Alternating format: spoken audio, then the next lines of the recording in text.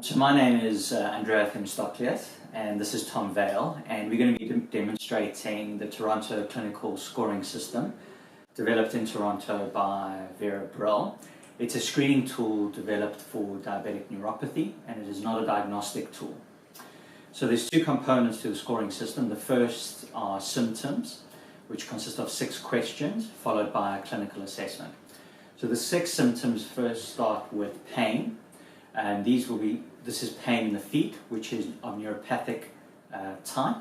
So that would include anything like burning, stabbing, or electric-like shock symptoms in the feet, followed by any paresthesias or dysesthesias, in particular tingling. The third question is numbness, so this is a loss of sensation in the feet. We also ask the patients if they have developed any weakness within their feet. Followed by the development of any unsteadiness. So this will be in balance when they're walking or standing. And finally, we ask if the patient exhibits or experiences any similar symptoms in their hands. So this would include pains as well as paresthesias and loss of sensation. For every abnormality ticked on the symptom score, they assign 1. We are now going to proceed on to the clinical assessment, and Tom has kindly volunteered his services. So the clinical assessment consists of 2 components. The first is assessment of reflexes. These are lower limb reflexes at the knee and the ankle, followed by assessment of how Tom will feel certain sensations. Okay, so the first part of the clinical assessment is assessing reflexes. So we're first going to start at the knees, and then we're going to proceed on to the ankles. So assessment of the patellar reflex is done as follows. You just lift the knee gently and you take the weight of the leg.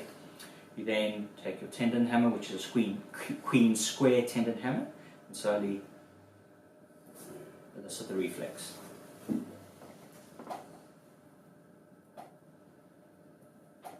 Okay. We will be scoring the reflexes in 3 ways. The first is a normal reflex, which Tom exhibits, a reduced reflex, or an absent reflex. If we require the use of the Gendrasik maneuver to elicit the reflex, this will be considered a reduced reflex. In terms of the ankle reflex, we will bend Tom's leg over here, thank you. I'm going to relax his ankle, and then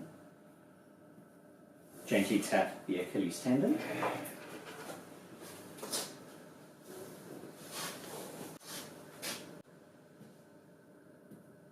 And once again, these reflexes are normal.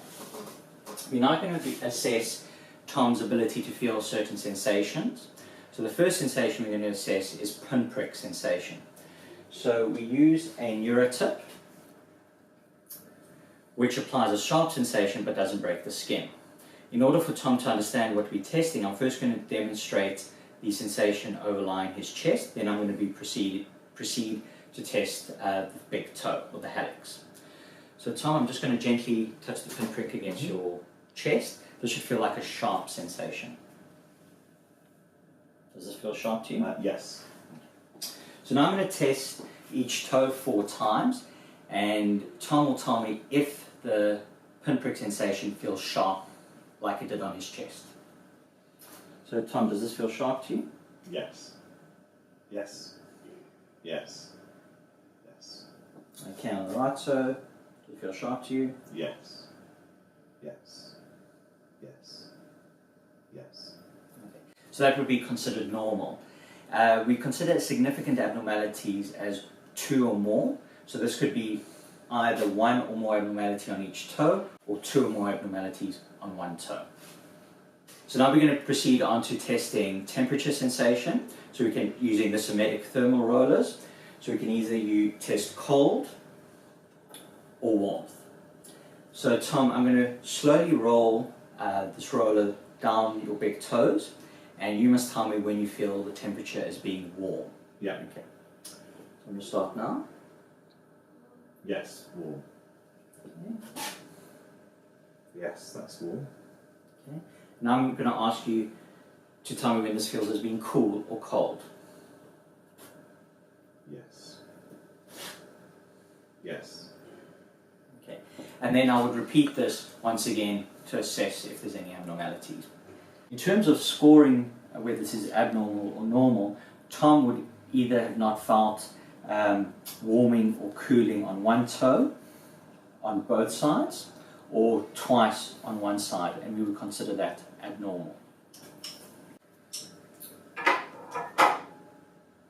We're then going to proceed on to testing vibration sensation.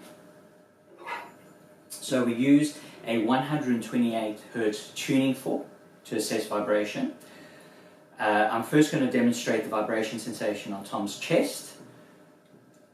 So Tom,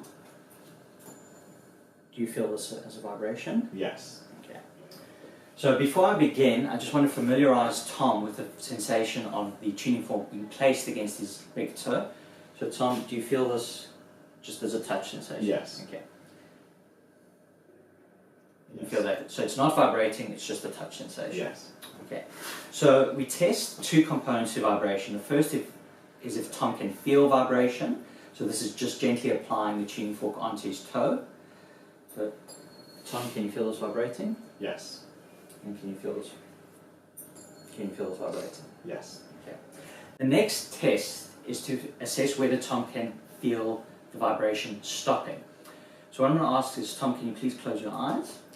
What I'm going to do is I'm going to apply the tuning fork to your big toe and I'm going to stop the vibration. As soon as you feel it stopping, you say stop.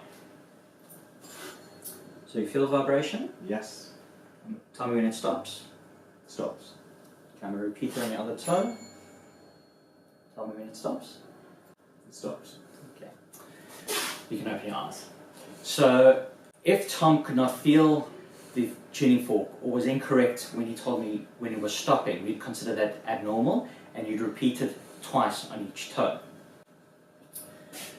The fourth test is testing whether Tom can feel light touch, and to do that we're going to be using a 10-gram monofilament and we're going to be touching in the same areas as we did with the pinprick. So Tom, can you just tell me when you feel a light touch? Just say yes every time. Yes. Yes. Yes. Yes. Yes. Yes. Yes. Yes. So you can open your eyes. So once again, we will score it similar to the pinprick sensation, where one or more abnormality on either toe or two or more abnormalities on one toe would be considered abnormal. And we're going to finally proceed on to testing proprioception or joint position sense. So I'm first going to demonstrate on Tom's thumb so he understands what I'm testing, then I'm going to move on to the toe.